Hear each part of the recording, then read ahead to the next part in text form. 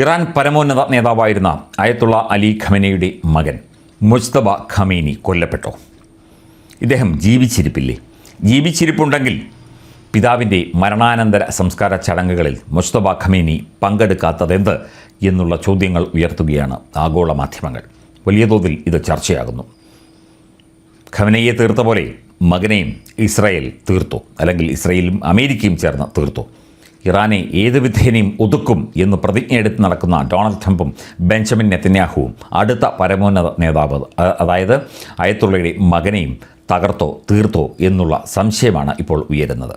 അയാൾ ജീവിച്ചിരിപ്പുണ്ടായിരുന്നുവെങ്കിൽ ലോകത്തിൻ്റെ ഏത് ഭാഗത്തായാലും പിതാവിൻ്റെ ശവസംസ്കാര ചടങ്ങിൽ പങ്കെടുക്കാൻ എത്തിയതിനെ. അയാളുടെ അസാന്നിധ്യം, മുജ്തബ ഖമേനിയുടെ അസാന്നിധ്യം വലിയ ചർച്ചയാവുകയാണ് ഇപ്പോൾ ആഗോള തലത്തിൽ തന്നെ.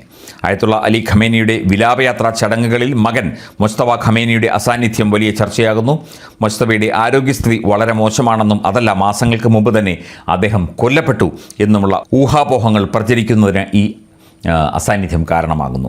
സുരക്ഷാ കാരണങ്ങളാലാണ് അദ്ദേഹം വിലാപയാത്രയിൽ പങ്കെടുക്കാത്തത് എന്നാണ് ഇറാൻ അധികൃതർ ഔദ്യോഗികമായി നൽകുന്ന വിവരം. എന്നാൽ യുദ്ധം ആരംഭിച്ച ശേഷം മുജ്തബയെ പൊതുവേദികളിൽ കാണാത്തത് നേരത്തെ തന്നെ അഭ്യൂഹങ്ങൾ പ്രചരിക്കാൻ കാരണമായിരുന്നു.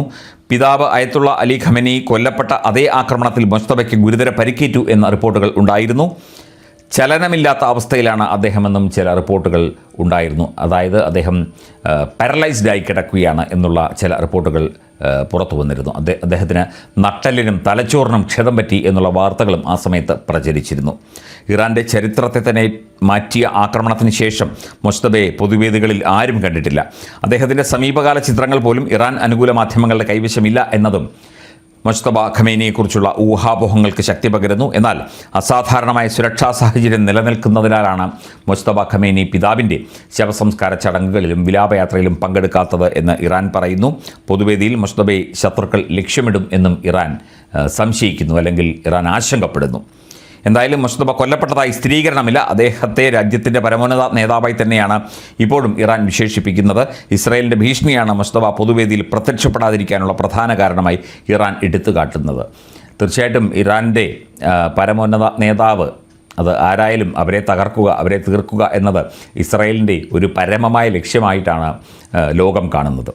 ഇസ്രായേൽ ഈ പിതാവിനെ തീർത്ത അതേ എൻകൗണ്ടറിൽ തന്നെ, അതേ അറ്റാക്കിൽ തന്നെ മകനെയും തട്ടി അല്ലെങ്കിൽ കൊന്നു എന്നുള്ള റിപ്പോർട്ടുകൾ അന്നുണ്ടായിരുന്നു.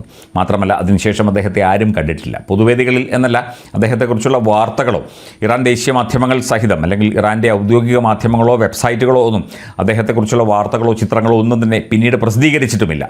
അതിനർത്ഥം മുജ്തബ അലി ഖമേനി ജീവിച്ചിരിപ്പില്ല എന്ന് തന്നെയല്ലേ എന്ന് പലരും ചോദിക്കുന്നു. ഈ അയത്തുള്ള അലി ഖമേനി മരിച്ചതിന് ശേഷമാണ് മുജ്തബ ഖമേനിയെ ഇറാൻ്റെ പരമോന്നത നേതാവായി ഇറാൻ തന്നെ പ്രഖ്യാപിച്ചത്. അതിന് അംഗീകാരവും കൊടുത്തു. അതിനുശേഷം ഒരു പരമോന്നത നേതാവായി പുതിയതായി ചുമതലയേറ്റ വ്യക്തി, അദ്ദേഹത്തിന് എന്ത് സുരക്ഷാ കാരണങ്ങൾ ഉണ്ടെങ്കിലും അദ്ദേഹം ഒരു വെബ്സൈറ്റിലൂടെയോ ഒരു വീഡിയോയിലൂടെയോ ഒരു സമൂഹ മാധ്യമ പോസ്റ്റിലൂടെയോ ഇറാൻ ജനതയെ അഭിസംബോധന ചെയ്യേണ്ടതാണ്. അതും ഉണ്ടായില്ല. അതിൻ്റെ അർത്ഥം ഒന്നുകിൽ അദ്ദേഹം നേരത്തെ സൂചിപ്പിച്ചതുപോലെ തളർന്ന് പക്ഷാഘാതമോ അല്ലെങ്കിൽ അത്തരത്തിലുള്ള ആക്രമണത്തിൽ എന്തെങ്കിലും പരിക്ക് പറ്റി തളർന്നു കിടക്കുകയോ, അല്ലെങ്കിൽ അദ്ദേഹം ഈ ഭൂമുഖത്ത് തന്നെ ഇല്ല, ഇസ്രായേലിനാൽ അല്ലെങ്കിൽ ആരെങ്കിലും അദ്ദേഹത്തെ തീർത്ത് കളഞ്ഞു, കൊന്നുകളഞ്ഞു എന്നുള്ള സൂചനകളിലേക്കാണ് കാര്യങ്ങൾ വിരൽ ചൂണ്ടുന്നത്. പക്ഷേ അദ്ദേഹം പിതാവിൻ്റെ വിലാപയാത്രയിലും അങ്ങനെയുള്ള ചടങ്ങുകളിലുമൊക്കെ പങ്കെടുക്കും എന്ന് ഇറാൻ ജനത പ്രതീക്ഷിച്ചിരുന്നു. പക്ഷേ അവിടെയും അദ്ദേഹത്തെ കണ്ടില്ല. സുരക്ഷാ കാരണങ്ങളൊക്കെ പറയാം, എന്നാൽ പോലും ഇദ്ദേഹത്തിൻ്റെ മരണത്തിന് സ്ഥിരീകരണമില്ല, എന്നാൽ പോലും അദ്ദേഹം ജീവിച്ചിരിപ്പില്ല എന്ന് പല ദേശീയ ഇറാൻ ഒഴിച്ചുള്ള ചില മാധ്യമങ്ങളും, ഇറാനിയൻ മാധ്യമങ്ങൾ ഒഴിച്ച് പല മാധ്യമങ്ങളും റിപ്പോർട്ട് ചെയ്യുന്നുണ്ട്. ഇതൊക്കെ തന്നെ ചർച്ച ചെയ്യുന്നുമുണ്ട്.